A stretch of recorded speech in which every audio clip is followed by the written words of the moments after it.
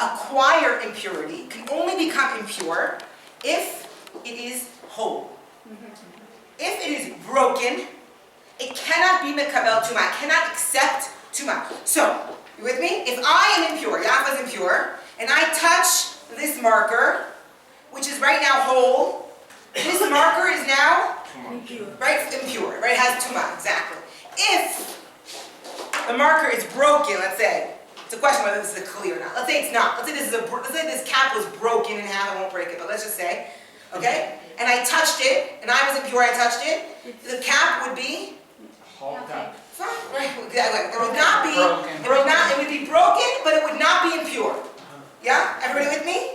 So the question at hand is, when do I consider an oven broken, and when do I consider it whole? That's what that means. Can it acquire purity or impurity? Yes?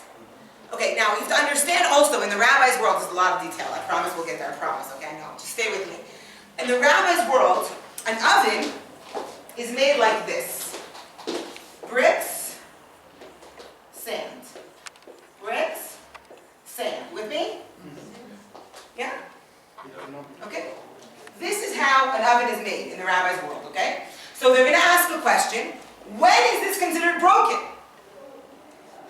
Yeah? Okay, I know it's a lot of detail. Okay, let's go on. Oh, good, excellent. Right? Tanarosha Achanai is a very famous story in the Talmud, which discusses, right, an oven, and again, its purity and impurity. Okay, good. So it's good that it sort of reminds us of that story here. Excellent. Okay, good. Ready? Everyone with me? Rabbi Chalafta from the village of Chanina said, I asked Shimon ben Hanania, who asked, you're getting this? Yes. Stay with the names here. The son of Rabbi Chanina ben Teradion, and he said, when you move it from its place, when you take this oven and you move it, it's considered, right? It's considered broken, right? Okay? Which means it's broken, which means it would not be impure, but would rather be pure, Yaffa, right? Because broken means pure. I know it's very counterintuitive, but broken means pure. Whole means impure. So it will become pure when you break it down. Okay? When you move it from its places, he said. And the daughter said, when you disassemble its pieces. When these things were stated before Yehuda ben Baba, he said, better stated was the daughter than the son. Yafeh amra bitomi bno. His daughter said better than his son. Okay? That's the story. That is the story. If the oven was impure before broken, See. it can be. Then you break it down. The stones are okay, and you can make a new oven, and it will be okay. Yeah. See. Okay. So it's a way of purifying the oven. Exactly. I have all these broken pieces, and then I can build a new one, and it's pure. Okay. Good. So it's impure. It's no. Wrong. It's impure. I break it down, it becomes pure, and then you can make a new pure oven. Okay. Let me ask you a question. Don't get stuck on this part. If that's confusing you, don't worry about it. Let me ask you a question. What do you think about this daughter? Very clever. Smart. Good. What else? She has no name.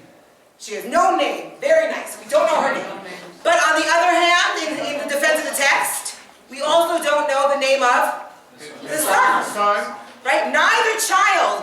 What their importance is has nothing to do with them, but actually comes from their father. But so they're yichus, so that's a good point. She doesn't have a name, but also he doesn't have a name, so they're still equal. What else? Do you think this is positive? What a great story about this girl. Who thinks this is positive? Raise your hands. Be brave. Yeah, it's a great story. Your fat Rabbi told me, no, it's great. She said better, what? She's logical, she's smart. So sometimes you have to move it. So like what? Why would you move it? Because to move it, you have to disassemble it. Okay, good. So she's more basic. It's about moving. You don't move a whole oven. You move it, you break it down. Well, Good. maybe. What? You can move the whole Okay, thing. good. So these are maybe not. Well, you still have to break it down because the oven most likely going to be attached to a house and you have to remove it from the house. Okay. Are we going to discuss that? I like you guys. I like it. Keep going. Keep going. It's awesome. Awesome. Okay, good. Yeah, Jenny. That maybe this girl knows more about ovens because she is Oh, a woman. Yeah.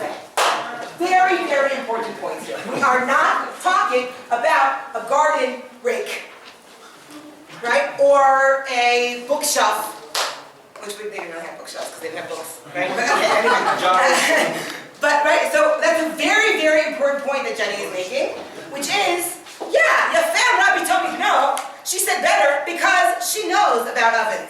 These men know about ovens, right? I always wonder, right? Who did he ask the question to? Who did they ask the question to? Look very carefully. Shimon ben Chananya, who asked the son of Rabbi Chanan ben Teradyon. So who got asked the question here? The son. The son. Who answered the question? Both. Both. I always wonder, is she in the other room, in the kitchen? She hears him talk about ovens, she says, what the heck do you guys know about ovens? Don't talk about things you don't know. Right? I really wonder, is she in the conversation? Is she sitting at their feet? Is she, because she's not asked here, right? She's not asked the question. And yet, we hear her answer, and the subject matter is very interesting to me, right? Both in terms of the oven piece, and in terms of purity and impurity laws. There's an idea that women were fluent in purity and impurity, because they're the ones who became impure more often. Yes. Right? So it's an interesting phenomenon that we're talking here about purity and impurity, and that we're talking about ovens. And there, right, Yaffa Rabbi told me, no, she said it better. Does anyone want any other ideas about that? What do you think about that sentence, Yaffa Rabbi told me, no? Better stated was the daughter than the son. You think it's positive or negative? It's positive for her. Why? Because she is right and he's less right. Not that he's wrong, but he's less Excellent. right. Very, very nice. What's your name? God. God? Beautiful, right? He doesn't say the daughter is right and the son is wrong. He says she spoke better. But it's not Yes, comparing. right, It's good. wrong because it's negative because it's comparing one to the other. Maybe both could be right or not. Okay, well I think that in this case we're saying, right, exactly, that they're not both right. But then shouldn't be comparing one with the other. Why, Cynthia? Because by starting with that, you start comparing everybody. So Yeah. it can be right. Okay. I don't think in halakha we think necessarily both can be right. Right? And I think that he's looking for an answer. When is this, right? He's looking for one answer. So, but you're disturbed by that. Why do I have to make it a hierarchy? Why can't I just say, this one has this answer, right? Look, I think in this case, in this particular case, I'm not looking for a range of opinions. I really want to know what's the law. Right? And they go to Yehuda ben Baba to say to him, okay, tell us what the law is. And he said, well, the law, now it's interesting here because he doesn't give a psak, he doesn't give a decision that says, oh, the law is according to the daughter. Right? He says the daughter was better stated. I think that subtlety is actually very, very important in this conversation. Right? And again, we don't say that the little daughter here was a decisor of Jewish law. First of all, she wasn't asked. And second of all, we don't even say the halakha is like her. When I want to say the halakha is like someone, I say, halakha kid so-and-so. The law is like so-and-so. I don't say that here. So I think it's actually, even though I think that the halakha maybe is like her, I don't say that. Also very interesting. But at the same time, they're not asking the rabbi. Like, for some reason, they're approaching directly Yeah. the son. Yeah, So that's a maybe good they're point. not looking for the halal, like the alaha. Maybe they're not even looking for halakha. Yeah, like they're not going to you know, Right. the most obvious source of Right. truth would Right. be the rabbi who has studied more than the son. Right. So maybe like Yeah. they're looking for another answer. Yeah. Or alternatively, I think the father is dead. I think that's what's going on here. If the father was alive, then we didn't ask the son. Right? I think we know that Chaim ben Teradyon is known to have died in this famous way. Okay. And so we don't know him anymore. He's not around anymore to ask, and so we go to the son. But I think it's true. It's an interesting point. Perhaps I definitely go to the son, right, in order to hear a multiplicity of perspectives, sort of taking you guys in chavruta, right? Then I want to hear more perspectives. I definitely go to the son because I want to hear more, and I don't want necessarily a final psak. Which, by the way, is interesting because when I do want a final decision, I go to Yehuda ben Baba, right? So, Carlos, I think your point is very good in terms of maybe I can't go to the father because he's dead, but I go to Rabbi Yehuda ben Baba to decide in the end. So, why did I go to Rabbi Yehuda ben Baba in the first place, right? Now, I want to add one more shtach. So, I don't know how you say this. in English, or okay, twist. That's good. I want to add one more twist to the conversation, which is the same law is quoted in the Mishnah with the same answer about disassembling. And interestingly, my friends, it's quoted in the name of Rabbi Meir. The what? Rabbi Meir. Rabbi Meir is said to have said this law in the Mishnah. The parallel to this Mishnah, the parallel to this law in the Mishnah is the same halacha as told, but it's in the name of Rabbi Meir. Which I just think is fascinating. It's a fascinating idea that we don't hear her quoted in the Mishnah ever. So that's an interesting thing that happens as well. Okay, how are we doing? Questions? Needs? Everyone okay? Everyone's good. Okay, good. Because what I wanted to do with that source, what I wanted to show is, many times we look at sources and we think, oh look, this is so pro-women. But actually, when you dig a little deeper, you can see, well, maybe it's very pro-women. On the one hand, she shows up, she knows the law, and she says the law well. On the other hand, what areas of the law do we allow women to speak about? I think it's a very interesting question.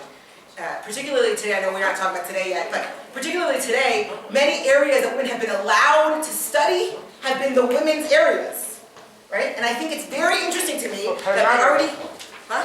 It's of her mother. Right, well, do you think purity and impurity? No, the old one. The oven is her mother, right, exactly, right. So I It's think, her mother. Yeah. Maybe she can know Yeah. about another things that she got the knowledge. yeah. So I think it's a very interesting question. What areas of law we allow women to speak about? Okay, my friends, so now what we're going to do, it's 6:05, so what we're going to do now, we're going to do a little chavruta, okay?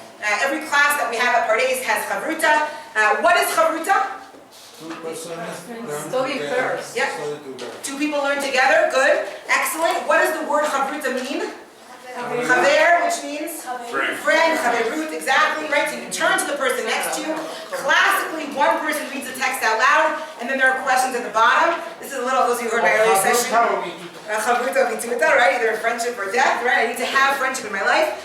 Why do we do chavruta?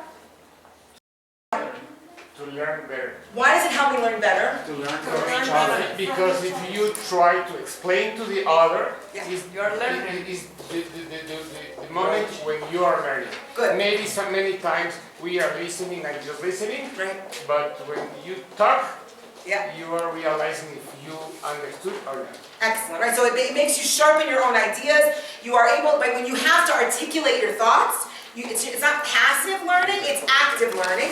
What else? Also, you guys were saying Two here? heads have more chance to find something together. Good. We will learn more from each other. Excellent. Why do two heads make you learn better? Because I see the world in a way, and she sees the world in other ways. So Yeah. we will complement each other. Excellent. Excellent. Very, very nice, right? There is one condition for the chavruta. Yeah. Each one must trust the second. Must trust. Must trust. Yeah. Yes. Right, you have to trust the person, and also you have to be willing to really push each other, guys, okay? I really want to ask you to push each other. I think very often, especially when you're at a LIMUD, you want to be very polite, you don't want to hurt anyone's feelings. No. In this room, you can hurt each other's feelings, nicely. But if you don't agree, really try to say, I don't agree with that. I see it a little differently, because we have an opportunity here to really do that, okay? So you all have texts. I want you to do, I can't possibly do all these texts, unfortunately, but I want you to do source 2, 3,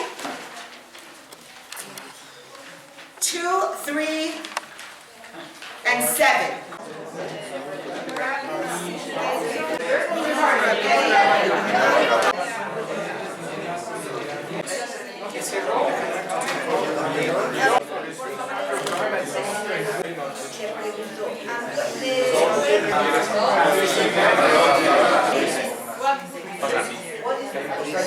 So ready? Okay, very similar. I want you guys to notice something. We said that this is 150 CE. Rabbi Yochanan, it lives in 220. Okay? So it's at least a generation, if not 2 generations later, okay, that this story is happening. It's very important to notice that, because Professor Goldschmidt, who wrote one of the most important articles on Bruriah, says this. He says that actually there were 3 different women. One was the daughter of Hananiah ben Teredion, who we met in source number 1. One was the wife of Rabbi Meir, who you saw in source number 3. I don't know if you got there or not. Right? That's our wife of Rabbi Meir, right? And one is Bruriah. There were actually 3 different women who get all conflated into one woman, and the first place that we see them being the same person is here in source number 2. 70 years later, she becomes one woman. There were 3 women who become one, which is by the way, it's not strange, it's not rare, and it's not just about women. In general, right, it's called the conservation of biblical characters, and it happens in the Talmud as well, which means the different personalities get conflated into one person. So that's just an interesting thing to notice that perhaps, according to Goldschmidt, is actually happening here in this story. Now, the question came up in Chavruta, what is this book of genealogies? Okay? And by the way, we should know, we don't have it anymore. It was a book that we once had. The Talmud mentions it in many places. We once had it, we lost it. Which, by the way, is the danger of oral tradition. That's one of the dangers is we lose things. And who knows? Who knows what other, and there are many people who have studied references that appear only in the Talmud that refer to certain works that we don't have anymore. So that's just something interesting to notice. And by the way, it also helps you understand why we're so worried about who gets to continue the tradition. We're so worried about that. Because look, we've actually lost things from Jewish tradition. So just to notice that, I think it's very interesting. Now, Sefer Yuchsin means the book of Yichus.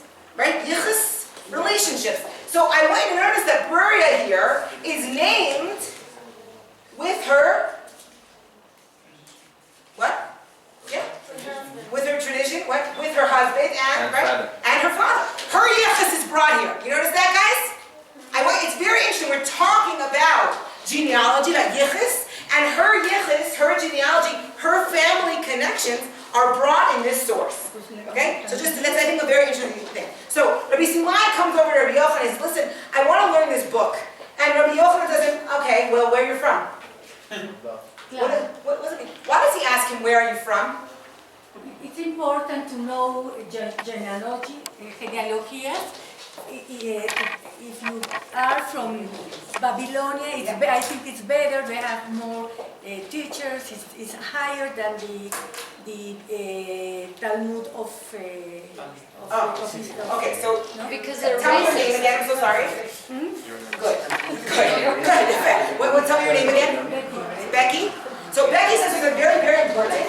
That basically, Rabbi Yochanan wants to know here, okay, where are you from? Again, who are your people? Now, it's not fair because I didn't tell you this earlier, but Rabbi Yochanan is in Eretz Yisrael. And he is in the north of Eretz Yisrael, okay? And Rabbi Simlai is from Lud, which is in the south, and he's from Babylonia. And Rabbi Yochanan says to him, are you kidding me? I am Israeli, and I'm from the north, okay? And you are from Lud. See you later. And not just Lud, but now you left Israel, and you moved to Babylonia? We don't talk to you people. See ya. Okay? There's some racism here, or at least classism. I don't know if it's racism, but there's certainly, right, classism that's happening. We are the elite from Eretz Yisrael, from the north. You, I don't really, right? As we say in Hebrew, right? I don't even notice you, okay? I don't care about you at all.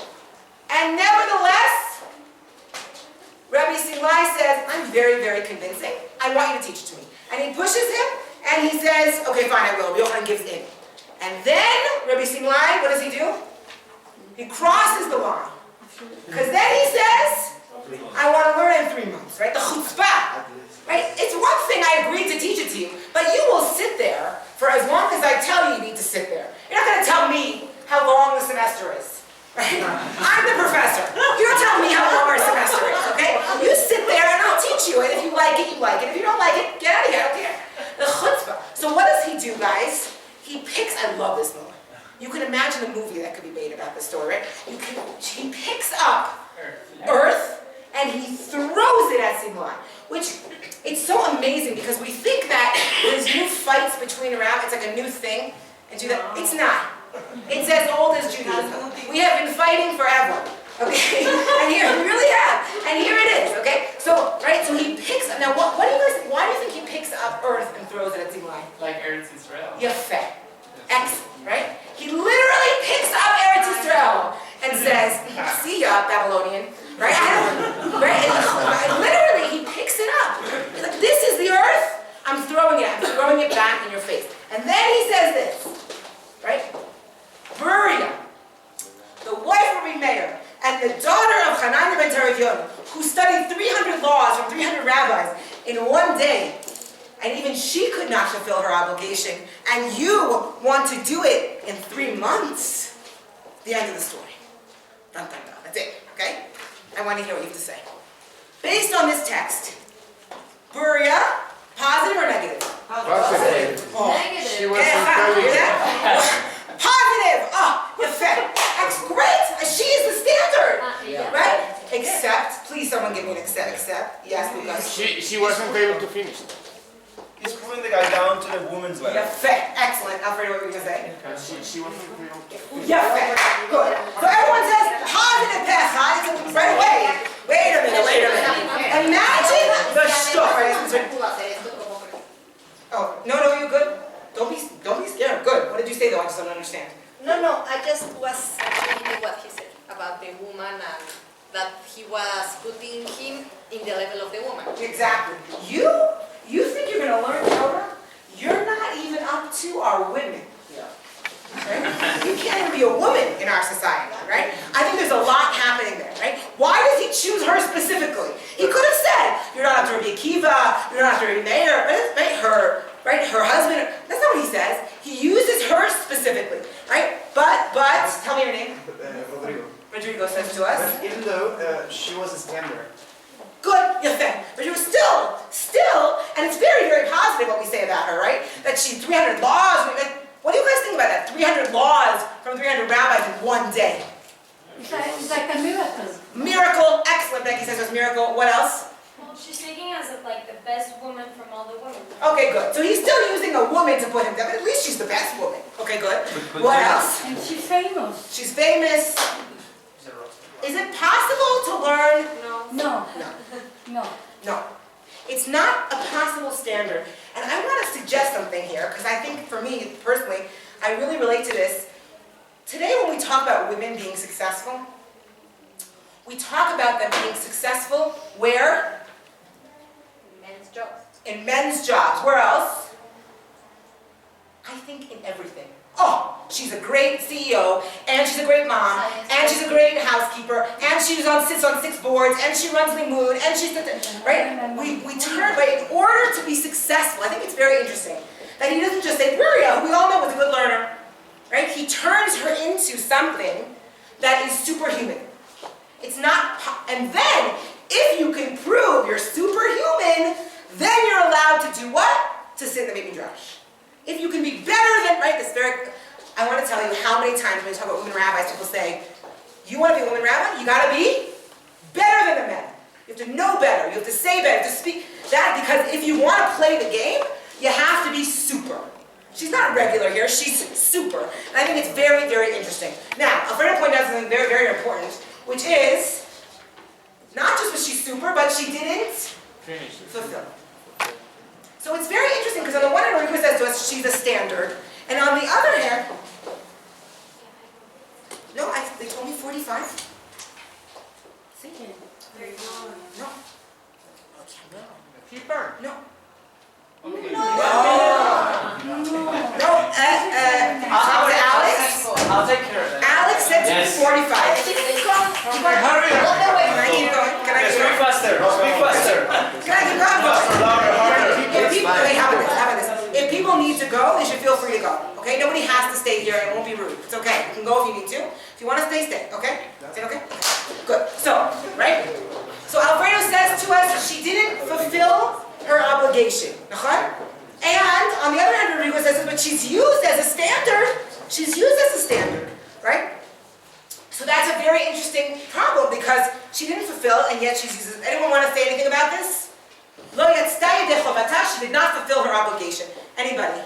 What do you think about that? It was really difficult to learn that teaching, right? So even though she was a superwoman and she studied for 3 years, she didn't get to fulfill. Right? Good. Tell me your name. Sorry. Salomon.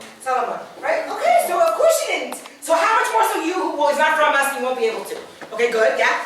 I think it's really weird that she has Good. this obligation because women didn't have like these kind of obligations. Good.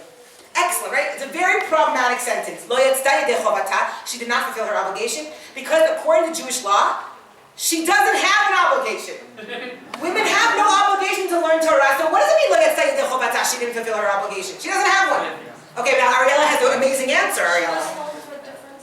I thought that she was so good that she had to do it. What? Say again. She was not like all women. She was so good that she had to do it. Yaffa. That's her obligation. Excellent, right? Ariella and together with Cynthia basically are answering, she's not a normal woman. Again, she's not a normal woman. And it's very interesting to think about this idea that actually what this text could be saying is ability, the fact that she has this ability makes her have the obligation, makes her have this responsibility, which is very interesting, my friends, because then it becomes a meritocracy. Meritocracy? You guys are so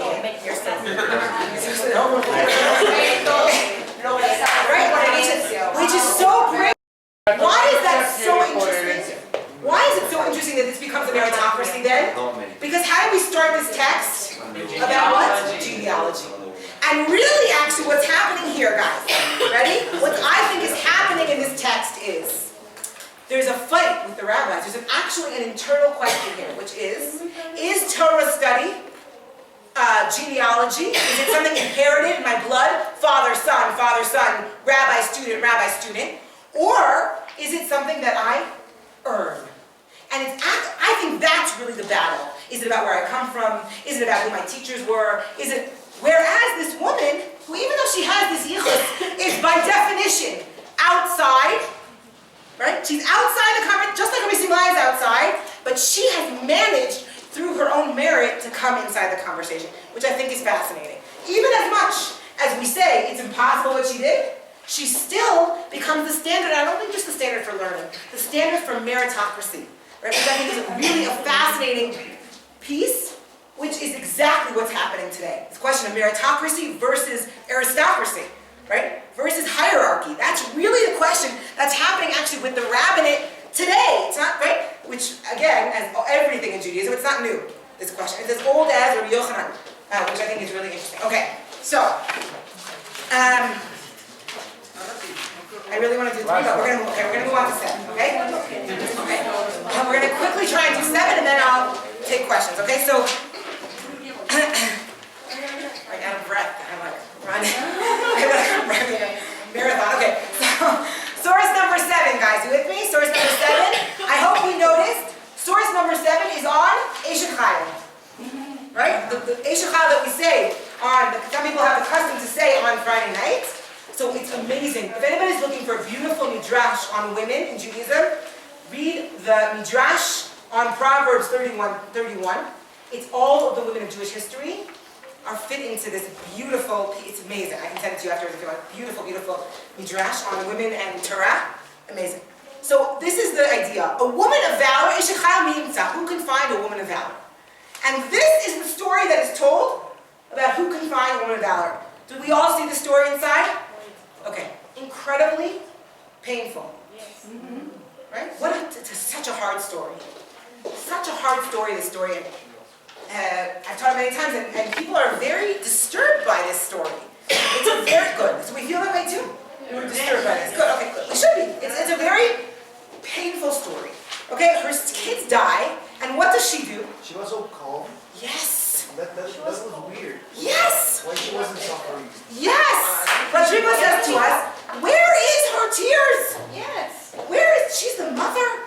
And what does she do? Her husband comes home, where are my children? He said, oh, they went to daven. He says, I didn't see them. Then she says, oh no, they're coming soon. It's okay. In the meantime, what does she allow him to do?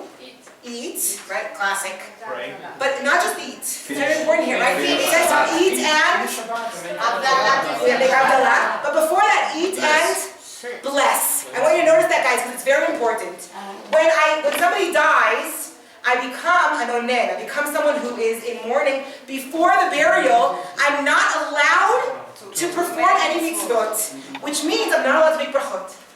So what she does by delaying telling him is, she allows him to do 2 more mitzvot, to bless on the food. So I think it's interesting, it's not just that she fed him, and she gave him physical sustenance, but it also says there clearly that she allows him to bless, right? Which I think is very, very important. So she allows him to do another mitzvah, and then to do havdalah, another mitzvah, which he would not be allowed to do.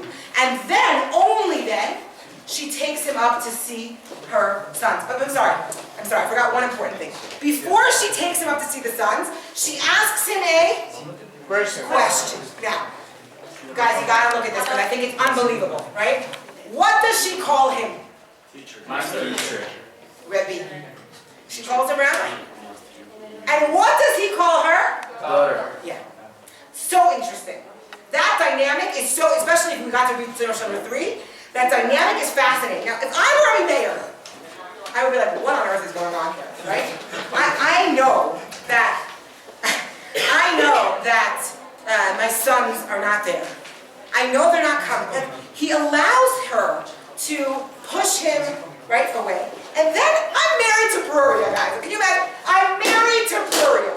And she asks me, I gotta finish. Yeah? Like 3 minutes. Okay, great.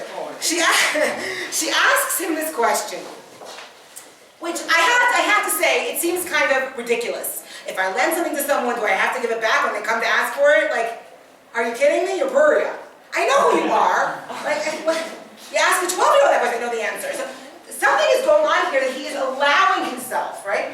And it's a very interesting thing. And then they take him up, and I want you guys to notice this. Who cries in this story? He does, right? We never see her tears. And she is very level-headed, the whole story. So I want to hear, tell me what you guys think about that, and then we'll close, okay? Yeah, Lucas? Going back to number 3, he just went quickly to wish somebody to die. Somebody to die. Good. She let him bless, so he will not be against God. Why do you took my sons? Because she already told him, you already blessed him, you already did the bracha, and you know you have to return them. He gave us son, now we gave him back. So she was contracting on his quick mood, or I don't know how to say that. Like, Right. She was preparing him. Good, right? There's something going on here where she's the whole thing. She gives him physical food, she gives him spiritual food, she sets it all up beautifully. I mean, this woman knows her husband so well. And what's interesting to me here is that the rabbis, when they're writing about an ideal woman, they write about a woman who knows how to manipulate the situation in such a way that she has set, it's amazing, she has set her husband up perfectly so she knows how to comfort him, right? Even using halakha to do that, right? She asks a halachic question so that she knows how to manipulate him. But what we're disturbed, wait, Ariella, want to say something? Ariella, yeah? You sure? We're disturbed by, what are we disturbed by? Guys, you're all very disturbed. What are you disturbed by? We don't see her feelings. I'm very disturbed by this story, because not just because we don't see her feelings, but because there's an imagination on the part of the rabbis, right, of an ideal woman being someone who puts her feelings away in order to care for her husband. It's very different. She's a very different woman here than she is over there learning 300 laws from human rabbis and training in one day. It was very quick, sorry. Right? But even I was like, I can't even get this out. Source number 2 versus source number 7, they're very different women. And I think it's very interesting to notice that. This, number 7 to me is the classic portrayal of women. But it was right? Shabbat. She puts her, what? It was Shabbat. She wasn't able to give him bad news. Yeah, right, she's acting right according to halakha. But I would have liked to see her stop quietly in the corner and then act according to halakha, right? But we don't see her. Maybe she did, but we don't, it's right? not written down. Yeah, maybe she did, but the rabbis don't think that's an important part of the story to tell me. They think it's important to tell me that he cries. They don't think it's important to tell me that she cries. And I think there's something incredibly important here in this message of the ideal woman being a woman who puts her emotions away for her husband. In this case, very clearly, the role reversal of male and female is very clear. Yeah. She is the man, and he is the woman. He cries, she sets up, she's manipulating the situation, she's not emotional, and he is. And I think that that's a very, very interesting phenomenon that happens when we talk about women playing in the men's arena. Oftentimes women feel this pressure that they have to be more male than the men. Right? Have you heard this before? So I just want to say, okay, I really have to end. I know, I really have to end. But I think one of the things, I guess, okay, I didn't really get to tell you my story, so I'm happy to keep talking if I want to afterwards. But I think the question of women rabbis is not a new question. We see, it's as old as the Talmud, my friends, okay? It's as old as the year 150. This question of women in leadership roles is not a new conversation. And the rabbis are struggling. On the one hand, they're very attracted to it. It's incredible. Imagine a woman who's just like us and can meet our needs and just be totally, right? Imagine that. Imagine she can be my chavruta. The brilliance of that. And then, we didn't get here yet, but source 10, the last source on your pages, is this terrible, tragic ending of Bruriah, right? One time she scorned the saying of the rabbis saying, women's knowledge is light. Nashim da'atan kalot. Okay? Rabbi Meir said to her, in your lifetime you will admit to their words. He then commanded one of his students to seduce her to sin.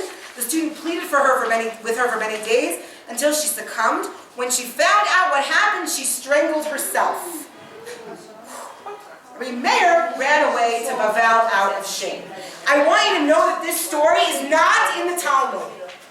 This is Rashi. I hope you know it's source number 10. It's Rashi, an important French commentary on the Talmud. Right? It does not make it into the Talmud, which is a major question why that is. But I think, I hate to end by killing her off, but I think it's very interesting that we have a rabbinic tradition that kills her off.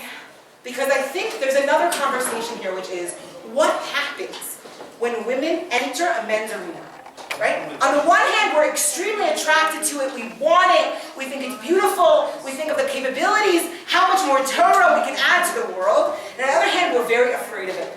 What is going to happen with sexuality? How do I bring sexuality into the Beit Midrash in a healthy and productive way and not in a way that's going to be destructive? And I just wanted to bring these sources because I think these are all real questions that are alive and well as we are living in the year 2015, and people are finding different answers to them, but the questions are age-old, and together we're going to keep asking them and hopefully finding different answers that work for different communities. And with that, I'm going to end. Thank you guys so much.